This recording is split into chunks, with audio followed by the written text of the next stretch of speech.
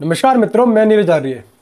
मित्रों, नवरात्रे चल रहे हैं। आप सभी लोग भी नवरात्रे मना रहे होंगे, लेकिन आप लोग देख रहे होंगे कि धार्मिक क्रियाओं को लेकर के लोगों के अंदर उत्साह कम दिखाई देने लग गया है। ऐसा क्यों है? क्योंकि लोगों को जो है धर्म के अंदर भी मनोरंजन चाहिए। उन्हें जहाँ पर मनोरंजन नहीं होता वो उस क्रिया को करना छोड़ देते हैं। जैसा कि आपने देखा होगा कि होली दिवाली पर भी उनको मनोरंजन चाहिए। होली दिवाली भी लोग इसीलिए उत्साह से मनाते हैं क्योंकि उसमें डीजे बजता है, उसमें रंग लगता है, उसमें एक तरीके का मनोरंजन है। दीपावली में पटाखे फूटते हैं। उन्हें पूजा पाठ से, उन्हें उसके पीछे क्या वैज्ञानिकता है, उसके पीछे ईश्वर से जुड़ा हुआ क्या कारण है, हमारे शरीर से जुड़ा हुआ क्या कारण है, प्रकृति से जुड़ा हुआ क्या कारण है, उन्हें उस चीज़ से कोई मतलब नहीं है। पूजा उपासना की तरफ किसी का ध्यान नहीं है, केवल मनोरंजन ही सभी को चाहिए। इसीलिए धीरे धीरे लोगों का जो है अपनी जो धार्मिक क्रिया है, लोगों का ध्यान उसके ऊपर से धीरे धीरे हटता जा रहा है।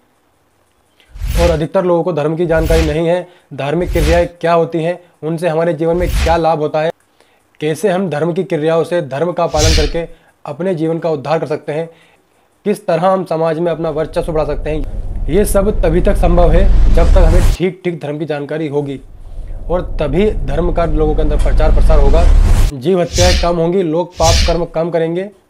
आप सभी लोगों को जानकारी भी होगी कि अधिकतर जो कन्वर्जन होता है वो केवल हिंदू का ही होता है। हिंदू ही मुसलमान बनता है, हिंदू ही ईसाई बनता है, और अन्य मतों में भी हिंदू ही जाता है।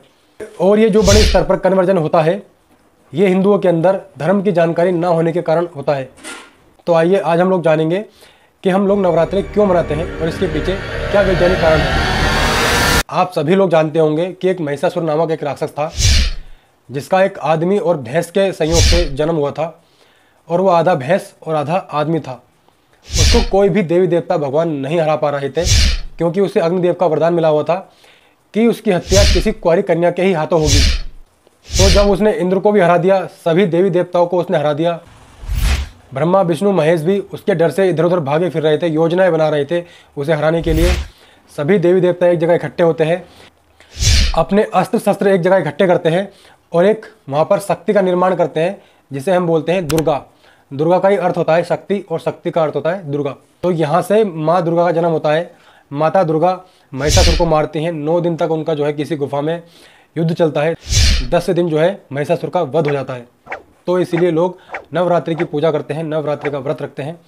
आप लोग अपनी बुद्धि से, अपने विवेक से विचार करिएगा कि क्या ये कहानी सत्य है या फिर ये मिथ्या काल्पनिक कहानी है।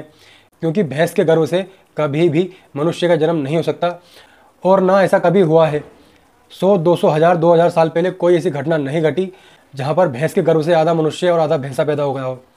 तो ये सभी मूर्खता है, काल्पनिक कहानियाँ हैं। वेद में, महाभारत में, रामायण में कहीं पर भी कोई काली माता नहीं मिलेगी, कोई आपको शेर वाली माता नहीं मिलेगी। ये जो गर्दन कटी टेढ़ी मेढ़ी काल्पनिक माताएं लोगों ने गढ़ दी हैं अपने स्वार्थ के लिए, अपने धन के लालच के लिए, लोगों को गुमराह करने के लिए, लोगों को धर्म से हटाने के लिए। कभी भारत विश्वगुरु हुआ करता था, सनातन धर्म का डंका पूरे विश्व में बजता था, लेकिन आज भारत नहीं सिमट कर रह गए हैं अपनी मूर्खता के कारण, क्योंकि कभी भी सत्य पे विचार नहीं करते।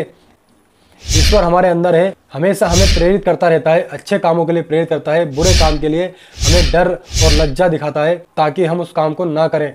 लेकिन फिर भी हम उस तरफ ध्यान नहीं देते, उस गलत काम को हम कर देते हैं। चाहे मांस खाना हो, चाहे जुआ हो, चाहे दारू हो, चाहे बीड़ी सिगरेट, या फिर किसी के ऊपर हिंसा हो, हम लोग एक पल भी विचार नहीं करते और उस बुरे कर्म को हम कर देते हैं। जबकि ईश्वर हमें लगातार प्रेरित करता है अच्छे कामों के लिए, और बुरे कामों से हमें बचाता है। लेकिन वह हमारे ऊपर है, हमारी बुद्धि और विवेक पर है कि हम किस काम को करते हैं, किस काम को नहीं करते हैं। आइए हम इसका वैज्ञानिक दृष्टिकोण जानेंगे कि आखिर इसके पीछे क्या विज्ञान है। साथियों, ऋतुओं के मिलने पर रोग उत्पन्न होते हैं, और उन्हीं रोगों के निवारण के लिए ये नवरात्रि के व्रत रखे गए हैं। जो भी हम इन पिछले 6 महीनों में सांस के द्वारा या फिर द्रव्य जो भी हम लिक्विड पीते हैं उसके द्वारा, भोजन के द्वारा जो हमारे अंदर गंदगी इकट्ठी हो जाती है, जिससे हम बीमार पड़ सकते हैं, अधिक बीमार पड़ सकते हैं। आयुर्वेद का सिद्धांत है कि अगर हम कुछ घंटे अगर भूखे रहते हैं तो हमारे अंदर जो भी गंदगी है, हमारा शरीर उस गंदगी को खा जाता है और मल के द्वारा बाहर निकाल देता है।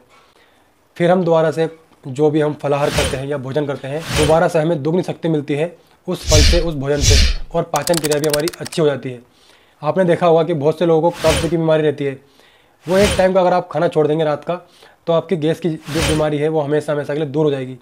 शाम का भोजन आप जल्दी करें तो आपको कभी भी कब्ज नहीं बनेगी। और क्योंकि ये नव वर्ष की शुरुआत भी होती है, इसी दिन परम पिता परमात्मा ने इस सृष्टि को रचा था और हम जीवों के लिए इस सृष्टि का निर्माण किया था। एक ये भी बहुत बड़ा कारण है कि हम ये त्यौहार नव दुर्गे मनाते हैं। और ये जो 9 दुर्गे हैं ना, ये 9 दुर्गे नहीं है, नव दुर्ग होता है। दुर्ग का मतलब होता है औषधियाँ, जड़ी बूटियाँ, जिनसे हम अपने रोगों का निवारण कर सकते हैं। ये 9 जड़ी बूटियाँ हैं देवी देवता का देने वाला, जो दिव्य गुणों से युक्त हों, जिनसे हमारा भला हो, जिनसे हमारे रोग दूर हो। इसीलिए उन 9 जड़ी बूटियों को देवी कहा गया है। और 9 के 9 दिन हमें अलग अलग जड़ी बूटी का सेवन करना होता है। आयुर्वेद का सिद्धांत है कि हमें किसी भी रोग के लगने से पहले इलाज करना है, ना कि रोग के लगने के बाद। रोग के लगने के बाद तो इलाज करना ही होता है वो तो, लेकिन आयुर्वेद का सिद्धांत है कि हमें कोई भी रोग क्यों लगे, हमें कोई भी रोग लगना ही नहीं चाहिए। हमारे महान पूर्वज हमारे लिए असीम विद्या छोड़ के जा रखे हैं, अथाह ज्ञान छोड़ के जा रखे हैं, जिसको हम नहीं पढ़ते। लोगों ने महाभारत पढ़नी छोड़ दी तो कोई भी कथावाचक आकर के कुछ भी बोल देता है और हम मान लेते हैं। हम लोगों ने महाभारत नहीं पढ़ी, इसीलिए आज श्री कृष्ण के चरित्र को गंदा कर दिया गया। हम लोगों ने रामायण नहीं पढ़ी, इसीलिए उसमें बहुत सारी काल्पनिक कहानियाँ घुसेड़ दी गई। हमने केवल टीवी में जो हमें दिखाया गया वो हमने देख लिया। जातिवाद, छुआछूत जैसी कहानियाँ इनमें गढ़ दी गई, लेकिन हमने उसका कोई भी विरोध नहीं करा, क्योंकि हमें जानकारी ही नहीं है कि सत्य क्या है और मिथ्या क्या है। तो अगर आप लोग चाहते हैं कि सत्य का प्रचार हो, धर्म का प्रचार हो, तो उस एक ईश्वर को मानो जो निराकार है, सर्वव्यापक है, सभी जगह है। वह हमेशा हमारे अंदर रहता है, लेकिन फिर भी हम उसे नहीं देख पाते। मंदिर, अगर हम इसका संधि विच्छेद करेंगे तो इसका सीधा सीधा अर्थ बैठता है मन का द्वार, यानी कि हमारे मन के अंदर परम पिता परमात्मा सबसे नज़दीक हमारे कहाँ पर है, हमारे मन के अंदर। लेकिन हम उसे कहाँ ढूंढते हैं? ऊपर मंदिरों में। कोई व्यक्ति तो 5-5, 6-6 किलोमीटर दूर से ही मंदिर को देख के नमस्ते कर देता है। अरे भले आदमी वहाँ भी क्यों नमस्ते कर रहा है, घर से ही नमस्ते कर लेता। घर से निकला ही क्यों, बेड पे बैठे बैठे नमस्ते कर लेता। इतनी मूर्खता हमारे लोगों के अंदर फैल चुकी है। और ये सभी धर्म का, ईश्वर का, जड़ प्रकृति का, जीवात्मा का ज्ञान ना होने के कारण है। ज्ञान विज्ञान से हम लोग दूर हो चुके हैं। यही सबसे बड़ा कारण है कि आज हम धर्म से विहीन हो चुके हैं। अगर आपको मेरे द्वारा दी गई जानकारी अच्छी लगी हो तो इसको सभी तक शेयर करें, ताकि अन्य लोगों तक भी ये जानकारी पहुंच सके। मेरे चैनल को सब्सक्राइब करें, लाइक करें, बेल आइकन के बटन को दबाना ना भूलें। मेरे साथ बोली सत्य सनातन वैदिक धर्म की जय। जय हिंद, वंदे मातरम।